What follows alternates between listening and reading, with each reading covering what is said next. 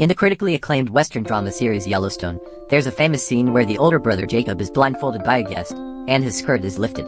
However, instead of taking any inappropriate actions, the guest simply removes his belt and delivers 10 lashes to another character. This absurd event takes place in the northwestern United States, in Montana in 1923, a time of extreme polarization. On one side, there are vast ranches with free-spirited cowboys, and on the other, towering skyscrapers built with reinforced concrete. Whenever conflicts arose between ranchers and herders, they would go to the city courthouse for mediation. Jacob, the head of the Yellowstone ranch, had been troubled recently by shepherds bringing their sheep onto his land.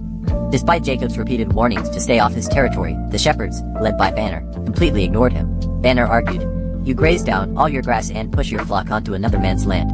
Jacob replied, "The locusts ate my grass." Banner retorted, "The locusts ate everyone's grass." The tension between Jacob and Banner was palpable. However, at this time, Jacob didn't take Banner seriously. Jacob was the head of the Dutton family, managing the entire Yellowstone ranch with his nephew John and great-nephew Jack. Whenever the three of them went out to herd cattle, Jacob's wife, Kara, would wait at the door until nightfall. Only when she saw their figures returning would she go back to her room, pretending to have just woken up. Kara was a strong and capable woman. Despite being childless her entire life, she raised her nephew as her own. She even managed Jack's marriage arrangements. Jack was engaged to Liz, the daughter of another rancher. Whenever the young couple had disagreements, Kara would step in to mediate. She loved seeing the children happy, as it gave her a sense of accomplishment. Unfortunately, their peaceful life was disrupted this year. Banner, the shepherd, ignored Jacob's repeated warnings and brought his men to invade Yellowstone Ranch at night. Their sheep began to graze, devouring all the grass in the area.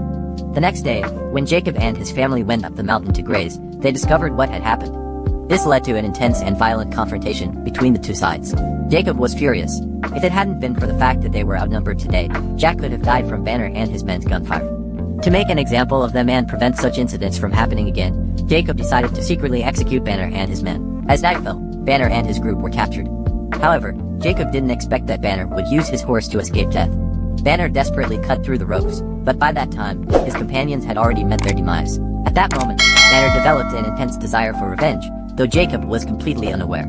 Jacob confiscated all of Banner's sheep and sent them to a nearby Native American tribe. The Native Americans were in a dire situation. Their lands had been taken by Americans, and their children were forcibly sent to church schools. In these schools, the children were often subjected to abuse. The nuns would intentionally target children they disliked, asking them questions, and even if the answers were correct, the children would still be beaten. Among them was a girl named Teonna, who could endure no longer.